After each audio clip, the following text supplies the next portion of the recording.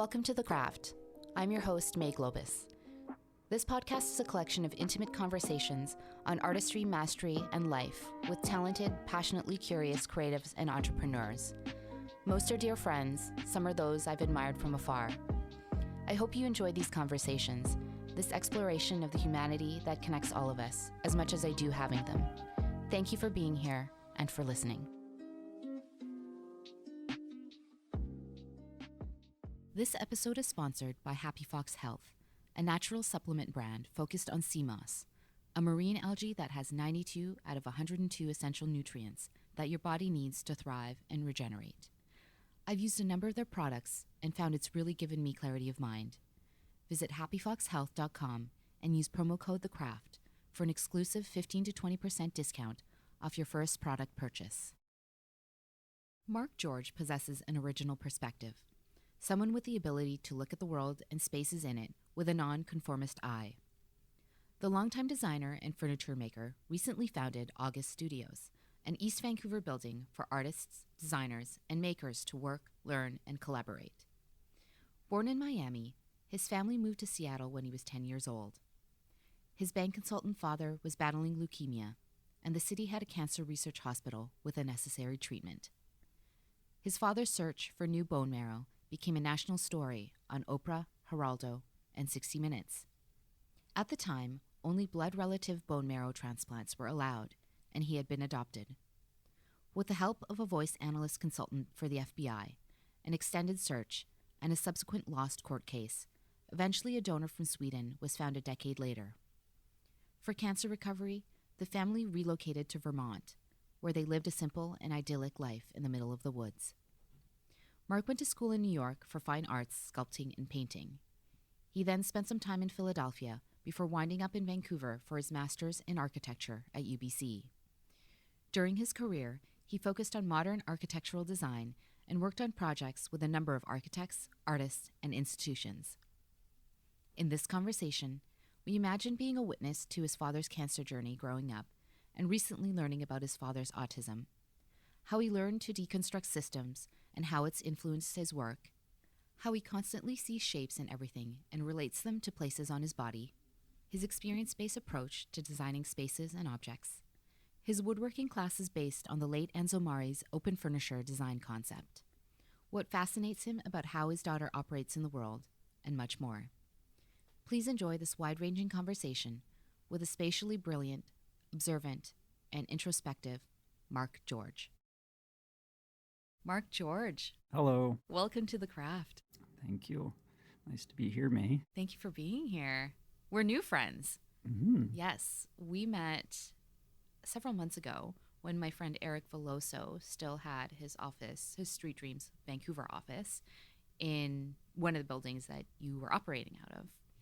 And he was like, you need to meet Mark. He's really cool. He does this furniture. And so that's where we met. And I was like, oh, yeah, he's very interesting. Eric's a good cheerleader. He is a very good cheerleader. Yeah. Well, let's go back in time. So you're American by birth, and for all of your childhood and into your teens, you were born in Miami. That's right. Yeah, tell me about it. I was born in Miami, lived there until I was about 10. And then when I was 10, roughly 10, I can't keep track of these things, we moved to Seattle because my father had leukemia, and there was a cancer research hospital in Seattle that was specializing in the type of treatment he needed. So we spent some time in Seattle, and then for his recovery, we moved to Vermont when I was a teen and spent my high school teen years in Vermont / New Hampshire, and then went on to art school in New York City. Tell me about having your childhood in Vermont. Because I feel like whenever I hear about it, I think of a very idyllic place. We were literally in the middle of the woods. We had 2 wood-burning stoves for our heat. I don't think the walls were insulated, probably. The single pane glass. It was very, very cold in the winter.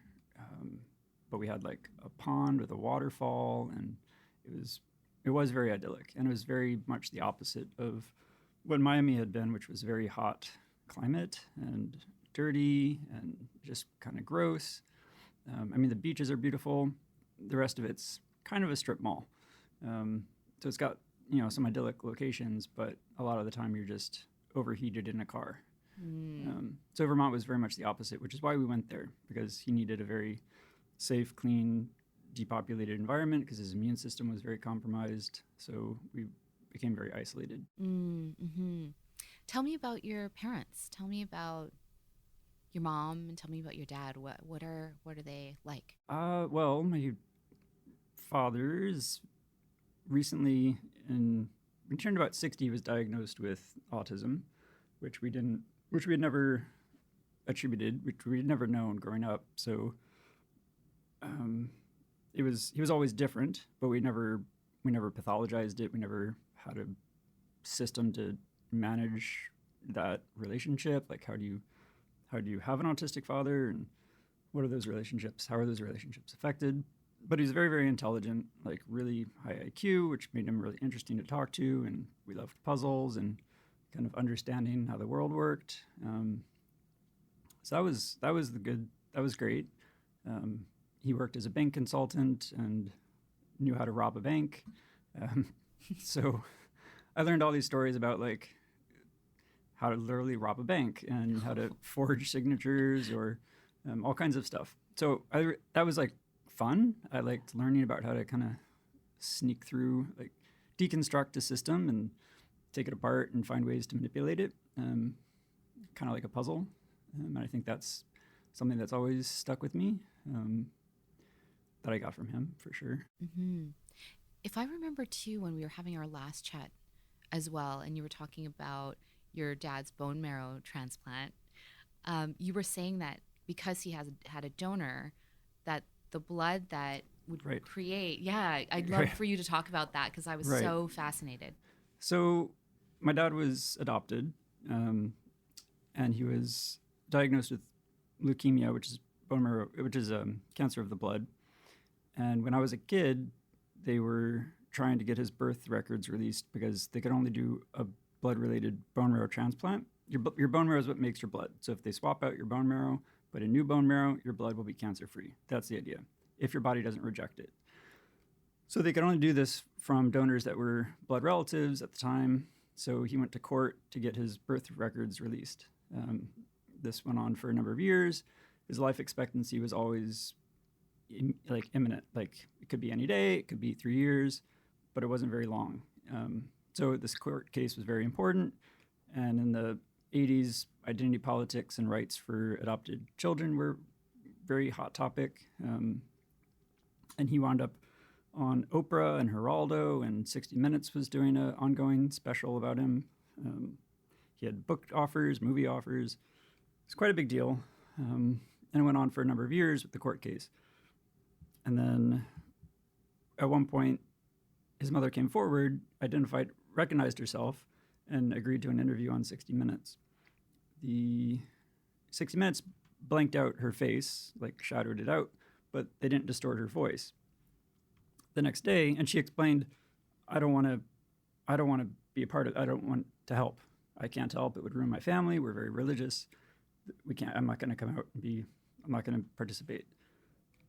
The next day, my father gets a phone call from a guy who's a voice analyst consultant for the FBI. And that guy said, based on her voice, she lives within 50 miles of this town in Oklahoma. Now, that was, it's surprising, but it allowed them to narrow down. They used it to narrow down their search a little bit. And eventually, a social service worker leaked some information to my dad. Totally under the table, not legitimate. And she was in the town that guy had identified. So they found out his mother's name through the social service leak, but that was it. Just her name, no address. I guess that was about it.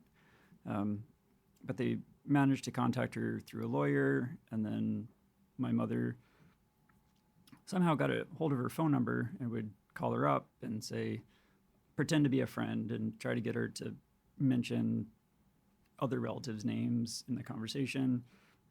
Anything to make more connections to somebody that might be able to donate or be willing to donate. But it didn't work out. Nothing happened, and he lost the court case. So that was it. They had no other recourse, and we just went on with our lives, and medicine kind of kept changing, and he didn't die. So the media kind of lost interest in him. He wasn't a martyr. So we just kind of lived with it for another 10 years or so. And then 10 years later, they could do a non-blood relative transplant. So they found somebody who matched a matching donor that was in Sweden, I believe, or Switzerland, and on a military base.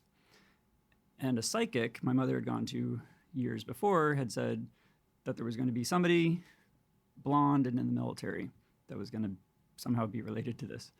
So she took that as a sign, No something. kidding. My parents are you could say, very binary. My father is very analytical, very mathematical, great memory. My mother is very intuitive, much more creative. Like they're two very archetype personalities, contrasting. So I feel like I'm sort of a hybrid of those two. I got a lot of my artistic side from my mother.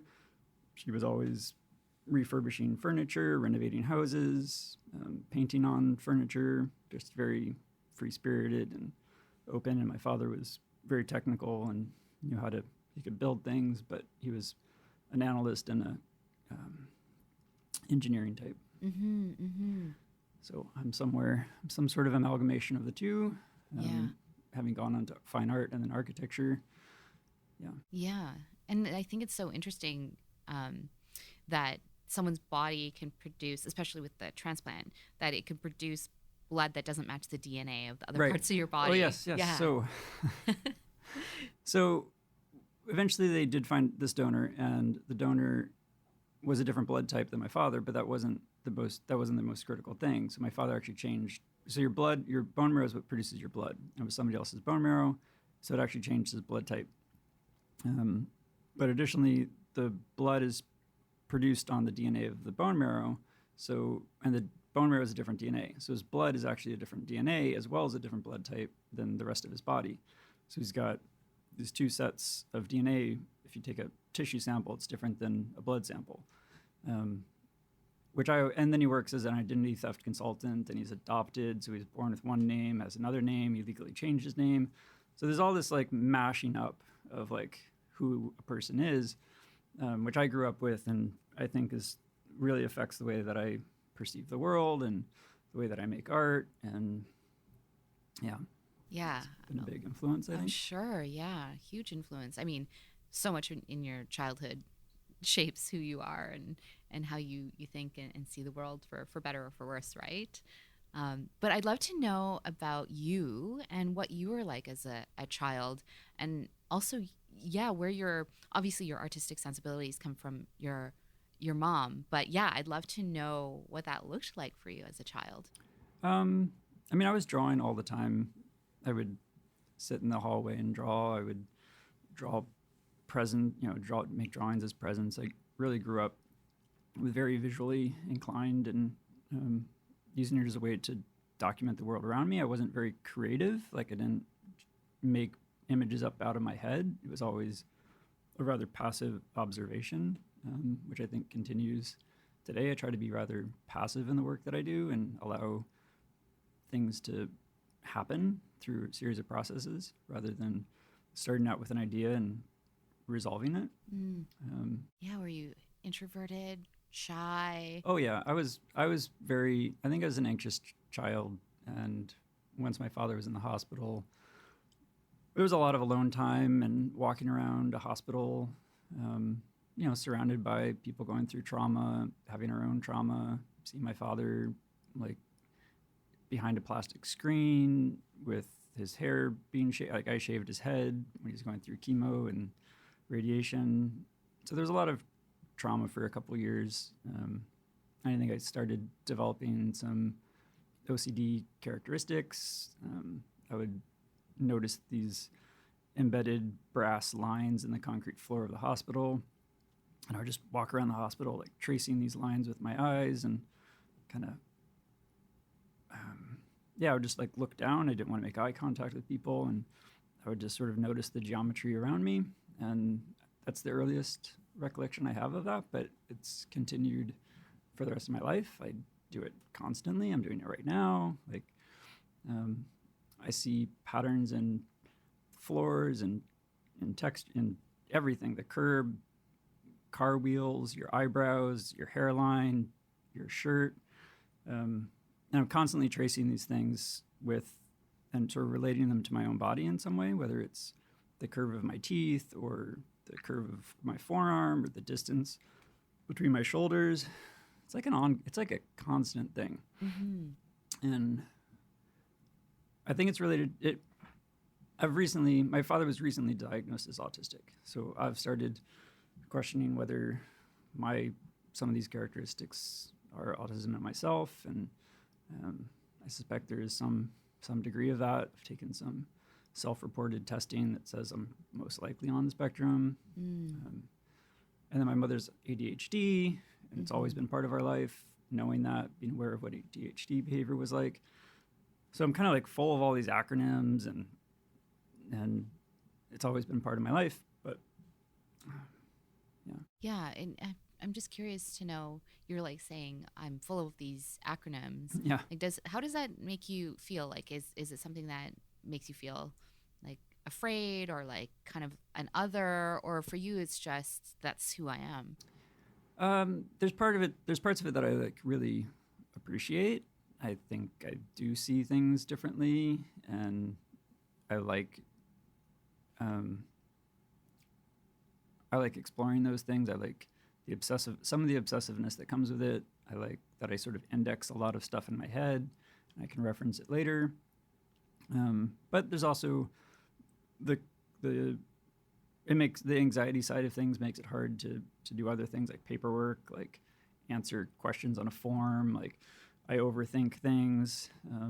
So in some ways I don't feel like it. I feel like I'm not well adapted to normal bureaucratic lifestyle.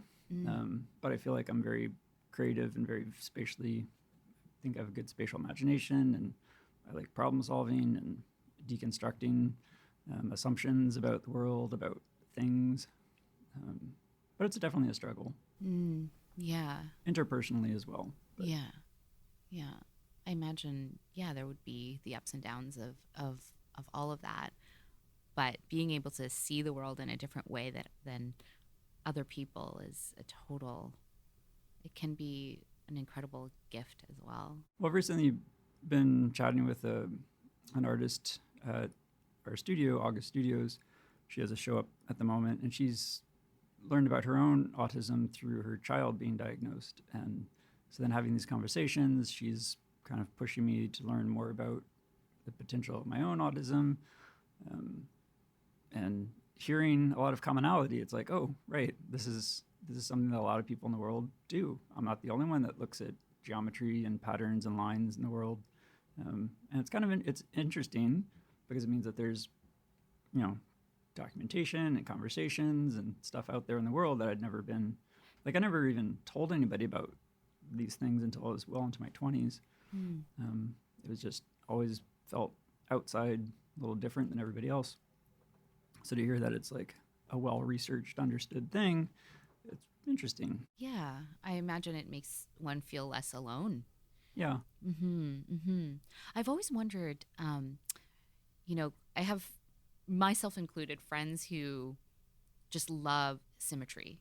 And so even in my house, sometimes if there's something facing one way, I have to face it in a certain way. And I find that interesting because I don't think that I have OCD, but it's interesting that I like things looking in a particular way, but it's not, I don't find it debilitating. Yeah. But even if someone's coming to see me for a sound therapy session and their yoga mat isn't like quite lined up to my blanket, like if I can, I'll adjust it a little bit. Yeah. I wonder if I'm doing it constantly, and there's times when it kind of creates a safe, it's like something, it's like a twitch, like a fidgety kind of behavior. Like I do it to distract me when I'm anxious or something. And I wonder if, like, does it cause you anxiety if it's crooked? No, not really. It feels more like a preference. Like Yeah. if it stayed crooked, I'd be like, oh, it's kind of crooked. But I don't think I would get anxiety Yeah. from it. Are you satisfied? Does it bring you pleasure when you do it Oh, that's correctly? an interesting question. Yeah, a little bit. Just like, oh, that looks nice. Now Yeah. it looks nice. But yeah, again, like I don't get any anxiety from it if it's not. Yeah. I wouldn't say it causes me anxiety either. Mm. Well, okay. If I'm like trying to follow the pattern, like on this door in your studio, there's all these lines on the door with leaded glass. If I'm like trying to find a path with those lines and I can't complete that path, it's called an Euler circuit. It's where you only cross lines one time. So you don't go through any one node, which is the intersection of two lines. If you don't go through any one node more than once, overlap any one of those lines. It's called an Euler circuit. It's used for like garbage pickup. Like how do the trucks go through the city without going over the same road? Or it's a mathematical equation that's made for finding efficient routes. And so I follow these patterns, trying to find an Euler circuit, even when I know it's impossible. But it does frustrate me if I can't complete it. Yeah. So then I kind of dwell on it, and I'll look at the same thing for extended periods of time. Yeah. Oh, interesting. So that's probably the only time it causes me anxiety, and otherwise it's probably a way of dealing with anxiety. Mm-hmm.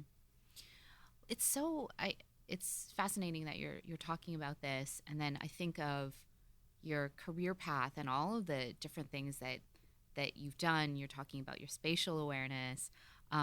You went to school in New York, and you did fine arts. So you're doing sculpture and painting, and so you were there for a number of years, and then you moved to Philly for a couple of years.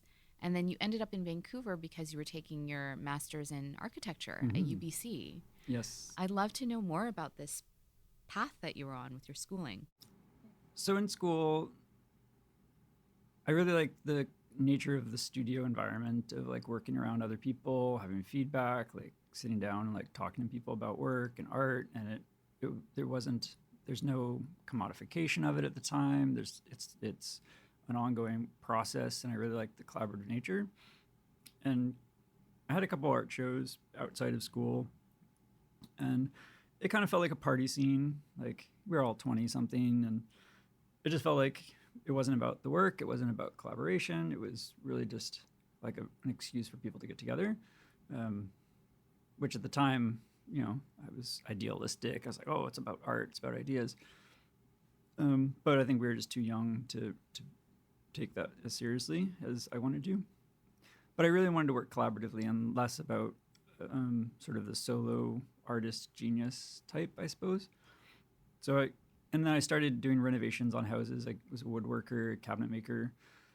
So I started getting involved in like environmentally sustainable building practices, materials. That got me interested in architecture.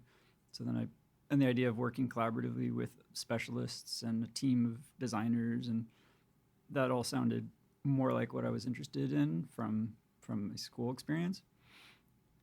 So that's when I started pursuing the master's program. And I'd never been to Vancouver, but it looked really good on Google. But I knew it rained a lot. Anyway, so I came to Vancouver, went to architecture school, and then I started working after school. I was doing design build projects, and we did a lot of large scale art fabrication for the Vancouver Art Gallery and renovating houses. And I still really liked doing both design work and physical like craft, making it itself. So my current endeavor is August Studios, which is a studio building for artists and designers. And I've designed it, I've physically built it, and there's a gallery, so we have ongoing art shows and workshops, and it's kind of an accumulation of all of my schooling and professional life, and I'm pretty excited about it. Yeah. And then you were also part of a project that won a prize. No, it was about The missing middle. affordable. Yes, that's right. Yeah, so That's I worked, pretty huge. Yeah, I worked in a small husband and wife architecture firm, Hexity Architecture, and we entered a local competition called the Missing Middle, and the agenda was to find sort of prototypes or archetypes for bringing increased density to neighborhoods that are currently single-family houses without aggregating a lot of other properties, without assembling lots and building big towers that are always fought and resisted by those neighborhoods.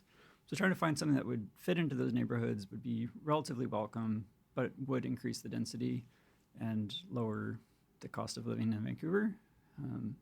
So I entered this competition, and I spent quite a bit of time on it, and we wound up winning the competition, which is nice and validating. And I think that conversation is really important for Vancouver, and the people that are continuing it are doing good work. Yeah. Putting the idea into actual practice, though, turned out to be a little bit more difficult. Yeah, I mean, it's an ideal. It's you're putting ideas out there, but a lot of it is highly regulated through bylaws and zoning, and there has to be political will to change those things to allow these types of buildings. And economically, the underlying what needs to change is non-market housing. You need the ability to increase density without just adding more profit to the market. So our proposal was co-op, conditional zoning, where you can only upgrade the density on the property if you have non-profit, non-market housing, preferably a co-op model. Mm-hmm. But the reality is you can't just jump into those projects. So this idea competition it's influential, and hopefully it will influence policy and influence politicians and get more popular support. But it's not something you can just jump into and start doing these projects. Right.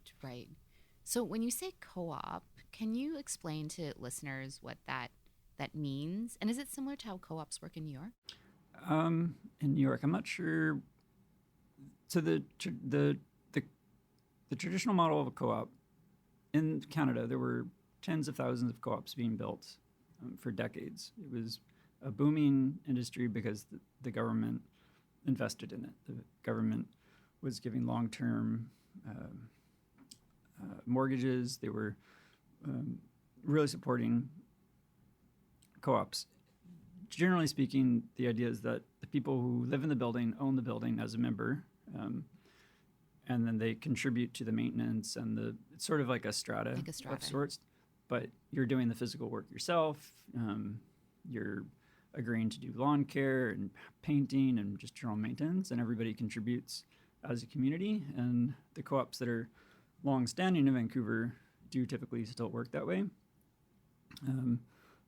There are contemporary co-ops, but they seem to be working quite differently. They hire outside maintenance companies. They hire, so it's the profit, the costs are often quite at par with market rates. The other thing with traditional co-ops is they have they won't turn people away if they can't afford market rates, or there's a subsidized portion of the building.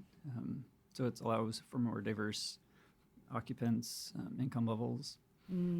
But modern co-ops are seemingly more and more corporatized.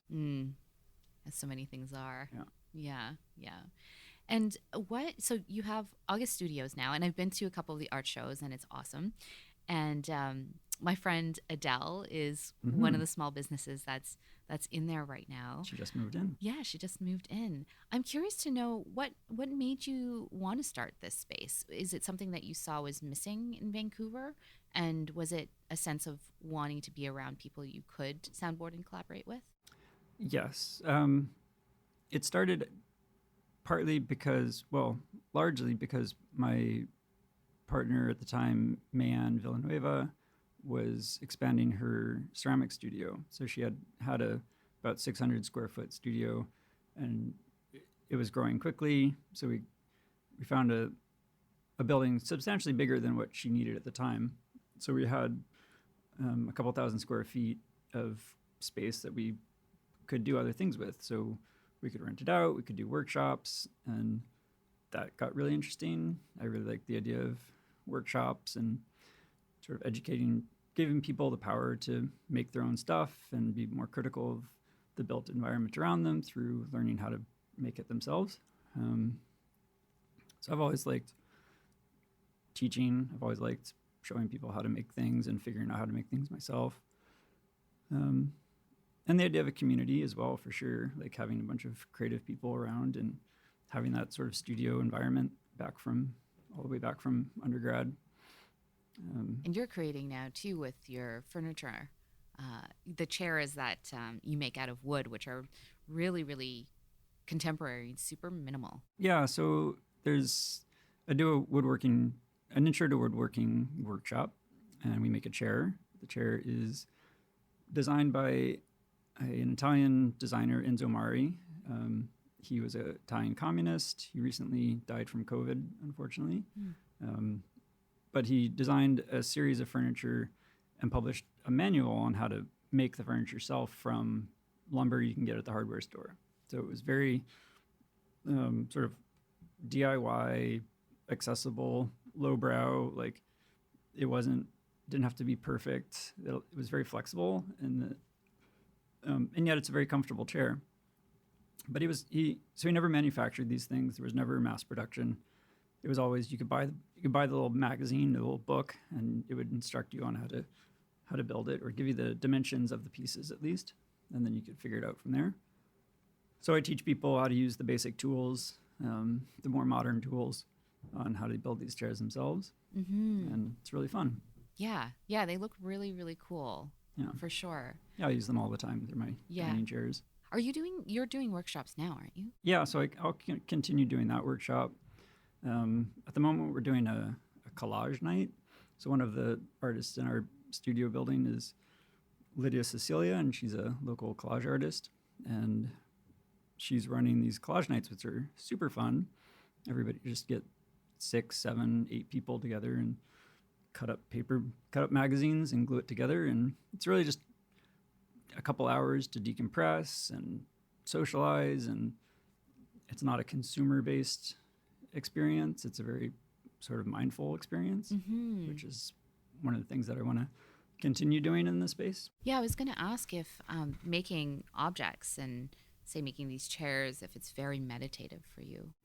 Yeah, I mean the chairs, for me, I've been doing that type of work for so long. It's like there's muscle memory involved. It's very safe. It's very like it's just part of who I am. Like I just love building things. But yeah, I think there's a lot of terminology right now in marketing about self-care but it's often trying to sell a product, not an experience. So to me, these workshops are often more about like an experience and taking control of some aspect of your life, learning how to be more capable, but also appreciating the things that other people make. Like once you understand how ceramics are made or a chair is built or collage is done, I think it just brings more appreciation and more critical eye to the stuff around you as well. Do you think that, so the people who come to these workshops, are they mostly people who are quote unquote creative, or are you getting people who are just like, I am not particularly It's all creative? Over the place. It's all over the place. Yeah. There's some incredible talented artists that have come and taken my chair workshop and been totally out of their comfort zone, even though they make other beautiful pieces in other medium. And then there's people who have absolutely no experience making anything whatsoever, and they don't know the first things about it. But it's a very there's not a lot of it's very accessible. It's you can kind of do as much with it as you want. Yeah, and I imagine it's really satisfying once you have a finished piece and you say, "Oh, like I made this." Yeah, it's cool. Yeah, seriously cool. And people bring their own personality. Like, to me, I'm very detail oriented. So, and there's a lot of small detail decisions that go into it, like precision. And some people are very, very concerned with being precise and screwing things in just the right location. And other people are way more relaxed and way more casual. And you see it reflected in the pieces that they make. Oh, that's really interesting. Yeah. I'd wonder. I should sign up for one of your courses and see You how I should. how I do. Make a chair. Make a chair. Come to collage night Thursday. Yeah. Thursday. Okay. I have a question about spaces and designing. Tell me about your approach to designing spaces. What happens in your head once you say, get a project? How do you start looking at a space? And what are the following, I guess, steps or procedure that happens in your head, or process? Right.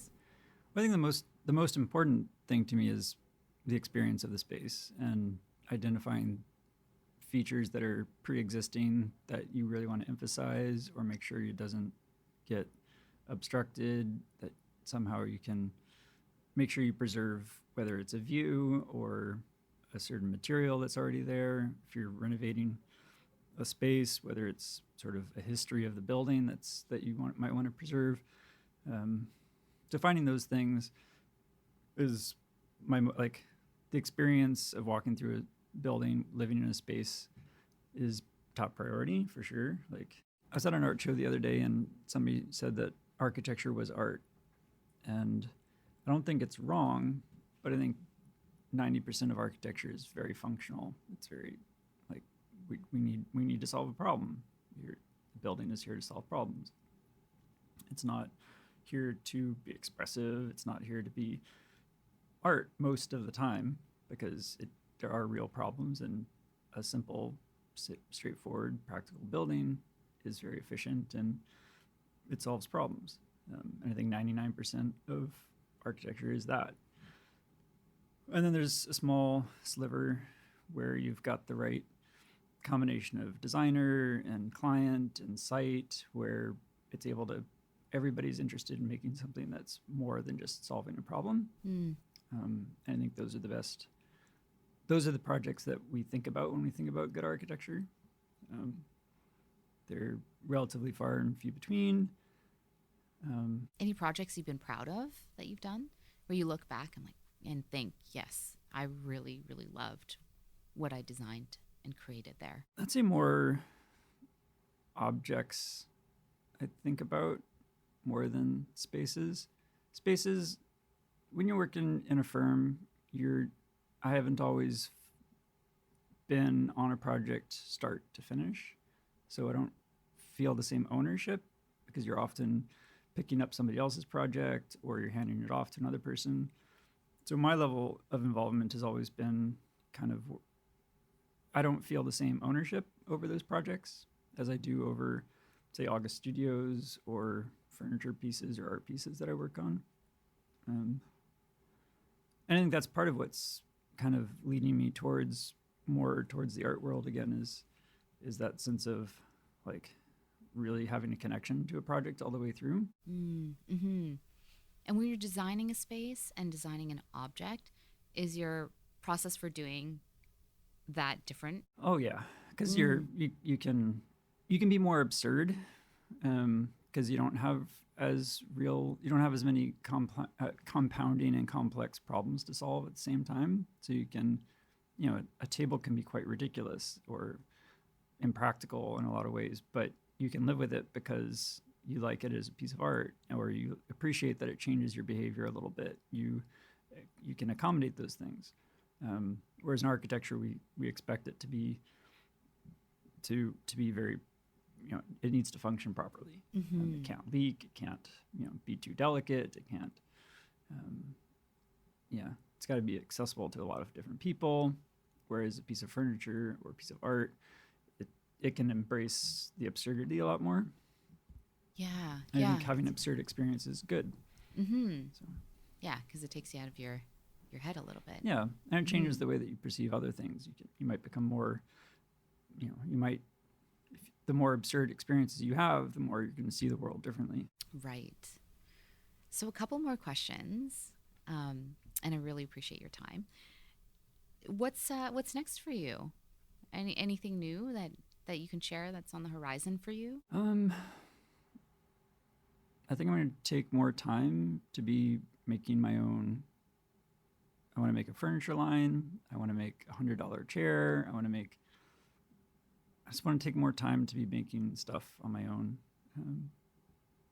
I've worked for other people a lot, whether it's a client or an architecture office or a furniture studio. I kind of want to put myself out there and see where that goes. Mm-hmm. But August is also really, it's definitely my love project right now. And the community that is building around it and having these experiences, these workshops that are involving new people and making more connections. That's exciting to me. Yeah. That community connection always feels really good. My third to last question. If you look back at your life, all of the things that have happened and all of the things that you've been through, and with where you are right now, what are you most proud of in terms of how you've evolved as a human? My daughter, of course. Seriously, too. I say that because I'm a parent and you're supposed to be proud of your child, but having a child's really makes me self-conscious. It makes me aware of who am I? Who is she going to be? What is she going to get from me? How are the things that happened to me as a child affected the way that I am as an adult? And so seeing her grow up and seeing her, the way that she treats people and has made me very aware of, my responsibility to her. It's pretty cool. Mm-hmm. Well, that was actually my second to last question, is what fascinates you most about how your daughter observes the world and operates within it? I think it's seeing our commonality, but then also being allowing her to bring her own interests and wondering how do we become the people we are? When she brings something else that I know doesn't come from me or from her mother, where is that coming from? So much of how I think about myself is in relation to who my parents were and what they went through. And I just love observing that about her. Yeah, it's pretty fun. My final question that I ask everyone: with what you do, what is it that you want to leave behind in the world? I guess curiosity and interest in beautiful things. I say things, but it doesn't have to be physical things, but I am very visual and object oriented. I just want people to look at stuff I've made or stuff that they've made because of me and just understand things a little bit better, I guess, and be less judgmental. I think that's part of why I like the absurdity. It's you introduce something that's against their conventions, against rational thought, and then they come to accept it and find beauty in it and love it. And I think that's what being non-judgmental does. Mm-hmm. Whether it's about experiences or about people or about opinions. No. I like that. I like that a lot. Mark, thank you. Thank you for your time. Thank you for sharing your thoughts. I really appreciate it. Thank you. Yes, I look forward to more conversations in the future. Me too. Thank you. This is great. If you enjoyed that last conversation, be sure to check out more episodes of The Craft on Spotify and guest photo galleries on the website at wearethecraft.com. Thanks again for listening.